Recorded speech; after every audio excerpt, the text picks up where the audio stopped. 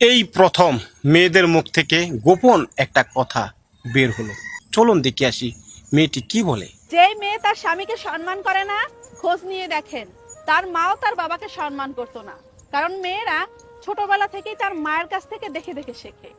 ভাই বল আসলে এই কথার উপরে আপনার মতামত আপনি কমেন্টের মধ্যে জানাইবা। এই ভাইয়া কথাখান তুলিয়া ধরছেন আর এই মেয়েটার মুখ থেকে আপনারা নিশ্চয়ই শুনতে পারছেন আসলে মেয়েগুলোর স্বভাব চরিত্র মা হলোর থেকে আয়। ভাই বল এই কথাখানের উপরে আপনার মতামত আপনি কমেন্টে জানাইবা যে এই কথার উপরে আপনার মত কিতা।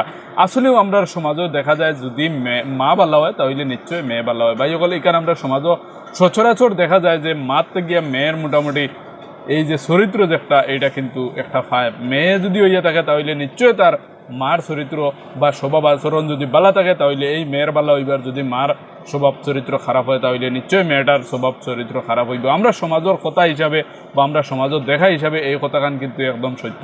এর লাগে বাইকল আসলে মা তুইয়ে থাকলো আমরা যারা মা আছেন এরা মা হলে নিজের মেয়েরে সুন্দরভাবে শিক্ষা দিতে আর সুন্দরভাবে বালা কিছু কথাগুলো শিখে রাখতে। কারণ দেখুন তোমার মেয়ে তোমার গড় সারা জীবন রইতো না, তোমার মেয়ে তুমি সারা জিন্দগি গড় রাখতে পারতাই না, তোমার পরিচয় বার হইব অন্য গড় যে সময় যাইব তুমি কিভাবে তোমার স্বামীর লগে আচরণ করছো এই পরিচয়টা দিব তোমার মেয়ে অন্য গড় যাওয়ার পরে অন্য স্বামীর লগে, তাই স্বামীর লগে যে সময় চলাফেরা করবো আচরণ করব তখন তাই যদি আচরণ বালা থাকে তাহলে বোঝা যাইব যে তোমার আচরণ বালা আসলো। আর যদি তোমার মেয়ে আচরণ খারাপ করে স্বামীর লগে তাহলে বোঝা যাইব যে তুমি নিশ্চয় এইভাবে করছো। মানে এই ভিডিও থেকে ও কথাও প্রকাশ পাইছে।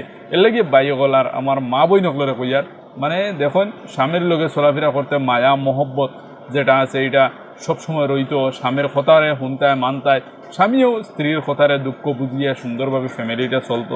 যে সংসারের মধ্যে স্বামী স্ত্রীর মিল নাই এই সংসারের মধ্যে কোনো দিনও শান্তি আয় না ভাই সকল। এর লাগে ভিডিওটা আপনার কাছে কমেন্টও জানাইবে। এখন পর্যন্ত শেয়ার না মারলে শেয়ার মারলে করে দেবে। আসসালামু আলাইকুম।